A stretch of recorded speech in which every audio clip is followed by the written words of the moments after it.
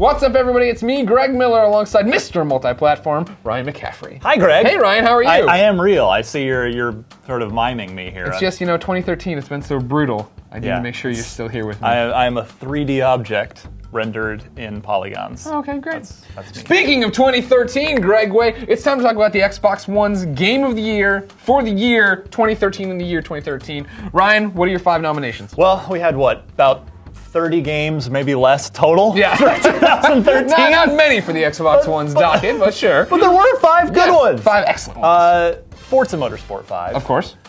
Assassin's Creed 4. Dead Rising 3. NBA 2K14. Right. Peggle 2. Yes! Peggle made the cut. That's what I like to hear. Don't you mean... Yes! All right. I think I just made a new meme on accident. Let's start right there. Yeah. That's the best. That's what these videos are all about, right? Peggle 2. Ooh, doctor, what a game we got here. So it's Peggle. If you haven't played Peggle, it's like $2 on your smartphone. Don't buy that one. Buy the Xbox one. Well, but to get a flavor, to get a taste. But yeah, the Xbox One version just came out. It's $12. There's plenty of content in there. Not quite as much as the original game had, but still more than enough to justify its price. New Peggle Masters, new trials. Yes, exactly. It just knew everything. Some nice little gameplay tweaks. I kind of compared it in my review to, it's a little like Rock Band 2 to Rock Band 1, where it's like colored pegs, colored blocks that are really fun to interact with. Yeah. But they just tweaked the formula just a little bit. They've got a couple things like, I mean, the ball feels a little bit differently, but not enough to be like, whoa, I have to relearn this whole thing. Whoa, Peggle's changed. And then a couple little interesting nuances, like there are armored pegs that you have to hit twice to clear out, and some challenges based on that. So, yeah, I mean, it's Peggle. It's just like, it's so colorful. It's so just joyous to look at. And you're just, and I opened my review with Peggle 2 just makes me happy, which is true. It's just like you can't not enjoy yourself when you're playing that game. So nothing more to say about Peggle 2. That's perfect. Done. What do you else got? What else you got here on the list? Give me some more. Forza Motorsport 5. This is a driving game. A little bit. Gotcha. A little bit of cars. A few of those. I know the popular online thing now to do is rip the whole microtransactions thing, which is exacerbated by the fact that the game's got half as many cars as Forza 4 did, which, they're making a launch game and they had to get it out by November 22nd. That doesn't excuse them. Sure. But I really feel like Forza 5 is quality over quantity. What's there is incredible. I really feel like the Drivatar stuff that it's cloud-powered AI, blah, blah, blah. Like, that's just all PR BS. No, that's not a real thing that won't actually be that good.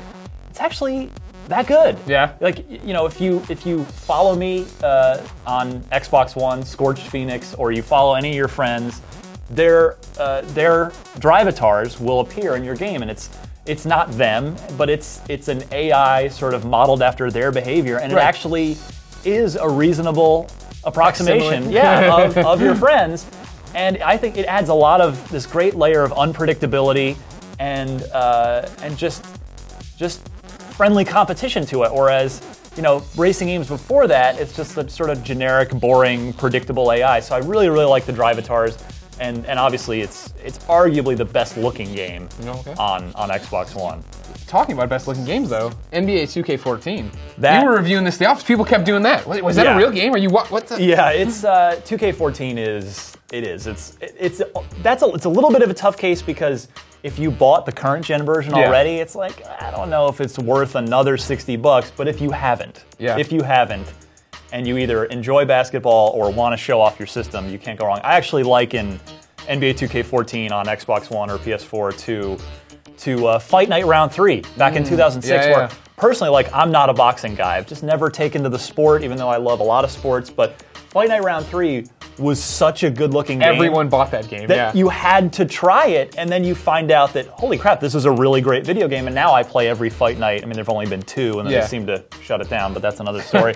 and I think NBA 2K14 is the same way, where it's so good-looking, you have to try it, and then you find out there's a really, really great basketball sim there. All right, well, another game bridging the gap between old generation, now current generation, Assassin's Creed 4. Yeah, I mean, this purges the memory of the first 17 hours of Assassin's Creed 3 out of our memories. It just gets right into the high seas piratey fun. Black Flag is so good. It's It's really, it sort of takes all the best elements of what Assassin's Creed has always been. Right. And there's a lot to love about Assassin's Creed. And underrated, Assassin's Creed 4 has phenomenal multiplayer. Oh yeah, It's just not like your typical bro shooter. Sure. You have to think, right? You do, you have to blend in and go slow. Right. That's what I love about it is there's all the AI NPCs, and the idea is to blend in, and then you get that pow moment. Yeah. And that's what you lie in wait for, and it just feels so good when you get it. So that's the thing. Don't overlook the multiplayer when you're playing Assassin's Creed 4. I won't. Or the sea shanties. Final game for the Xbox One Game of the Year. Not a game about going slow. Well, except for the zombies. Yeah. They sort of, sometimes they're slow, but then when it gets aggro, nighttime, they Dead get a little Rising more 3, upset. you don't want to screw. Why Dead Rising 3? It's not a looker. Let's get that out of the way right now. If you looked at it, you might be like, that could be an Xbox 360 game. Sure.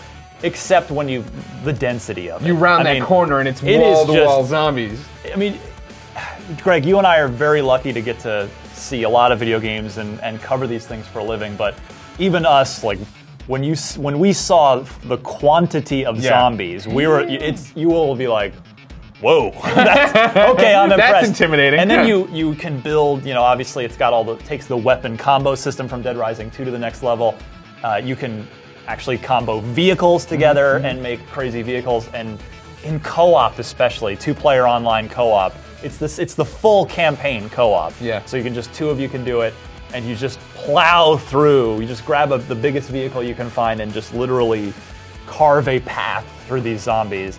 And it's the same typical Dead Rising goofy humor and stuff, and it's long. It's like you can spend a good 30 hours with Dead Rising 3. Game. So it is good times. There's a nice selection of content out of the gate for Xbox One this year, for sure. Great. Ryan, thank you so much for your time. Anytime, my friend. Ladies and gentlemen, what do you think of our nominations for Xbox One Game of the Year? Let us know in the comments, then share this video with your friends so they can swing by and tell us why our nominations are wrong, and we can ignore them because they're probably going to say it in a jerky way. Just be nice in the comments. Pretty easy. And then, make sure you keep coming back to IGN to find out which one wins the honor of Xbox One Game of the Year. Fireworks. We couldn't afford the fireworks.